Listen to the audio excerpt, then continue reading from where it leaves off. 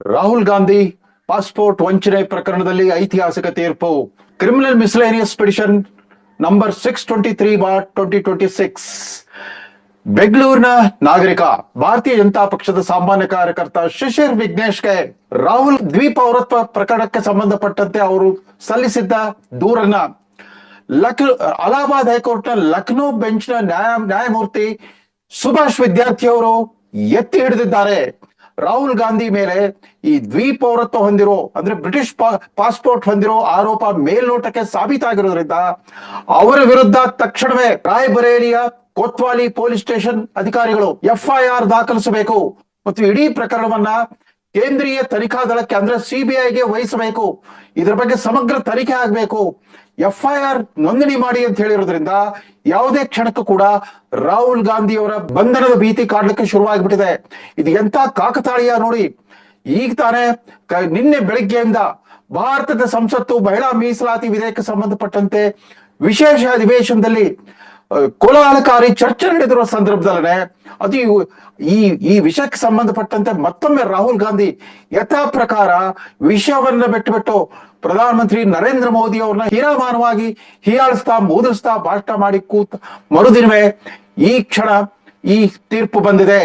Allahabad high court ಈ ತೀರ್ಪು ಭಾರತದ ರಾಜಕೀಯ ದಿಕ್ಕನ್ನೇ ಬದಲಿಸುತ್ತೆ ಅಂತ ಹೊಸ ದಿಗಂತ ಡಿಜಿಟಲ್ ಸುದ್ದಿವಾಹಿನಿ ರೇಷ್ಮೆ ರಾಜನೀತಿ ಕಾರ್ಯಕ್ರಮದಲ್ಲಿ ನಾವು ನಿರಂತರವಾಗಿ ಇದನ್ನ ಊಹಿಸ್ತಾ ಬಂದಿದ್ವಿ. ನಾವು ಏಕಮೇವ ಸುದ್ದಿವಾಹಿನಿಯಾಗಿ ನಿರಂತರವಾಗಿ ಈ ಪ್ರಕರಣದ ವಿವಿಧ ಕಾಲಘಟ್ಟಗಳಲ್ಲಿ ಇದನ್ನ ನಾವು ವಿವರಿಸ್ತಾ ಬಂದಿದ್ವಿ. ಮುಖ್ಯವಾಹಿನಿಗಳ ಮೌನದ ನಡುವೆಯೂ ಕೂಡ ಆ ಶಿಶಿರ್ ವಿಘ್ನೇಶ್ಗೆ ನಾವು ನೈತಿಕ ಬೆಂಬಲ ಕೊಟ್ಟಿದ್ದು ಅಷ್ಟೇ ಅಲ್ಲ, ಈ ಪ್ರಕರಣದ ಎಲ್ಲ ವಿವರಗಳನ್ನು ನಾವು ಹೇಳ್ತಾ ಬಂದಿದ್ವಿ. ಅಂದಂಗೆ ಶಿಶಿರ್ ವಿಘ್ನೇಶ್ ಈ ಪ್ರಕರಣವನ್ನ ಮೊದಲು ಶುರು ಮಾಡಿದ್ದು ಅಲಹಾಬಾದ್ ಹೈಕೋರ್ಟ್ನ ಲಕ್ನೋ ಬೆಂಚ್ ನಲ್ಲಿ. ಅವ್ರು ಇದನ್ನ ರಾಯ್ಬರೇಲಿಯ MP MLA ನ್ಯಾಯಾಲಯಕ್ಕೆ ವಹಿಸಿದ್ರು. ಅಲ್ಲಿ ಕಾಂಗ್ರೆಸ್ ಕಾರ್ಯಕರ್ತರೆಲ್ಲ ಗೊಂದಲ ಮಾಡ್ತಾ ಇದ್ರಿಂದ ಅದು ಲಕ್ನೋನ MP MLA ನ್ಯಾಯಾಲಯಕ್ಕೆ ವರ್ಗಾವಣೆ ಆಯ್ತು.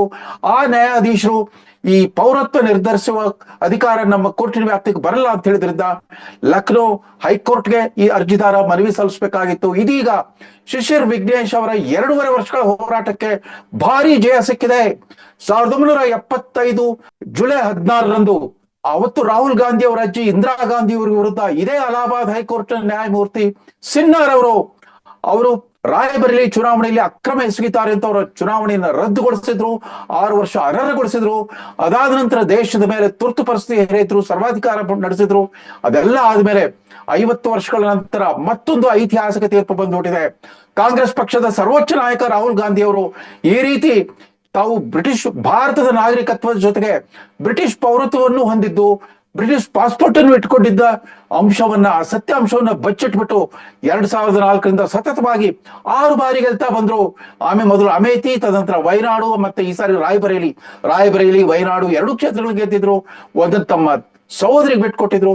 ವಿರೋಧ ಪಕ್ಷ ನಾಯಕನ ಸ್ಥಾನವನ್ನು ಅಲಂಕರಿಸಿದ್ರು. ಇಂಥ ವ್ಯಕ್ತಿ ಇಡೀ ದೇಶದ 140 ಕೋಟಿ ಭಾರತೀಯರ ಕಣ್ಣಿಗೆ ಮಣ್ಣೆರಚಿ ಮಂಕುಬೂದಿ ಎರಚಿಬಿಟ್ಟು ಈ ರೀತಿ ವಂಚನೆ ಮಾಡ್ಲಿಕ್ಕೆ ಸಾಧ್ಯ ಅಂತ ನಮಗೂ ಅನುಮಾನ ಇತ್ತು.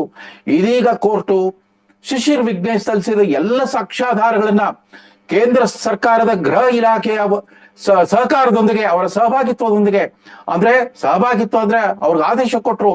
ಇದಕ್ಕೆ ಸಂಬಂಧಪಟ್ಟ ಎಲ್ಲ ದಾಖಲೆಗಳನ್ನ, ರಹಸ್ಯ ದಾಖಲೆಗಳನ್ನ ಮಂಡಿಸಿ ಅಂತ ಹೇಳಿದ್ರು.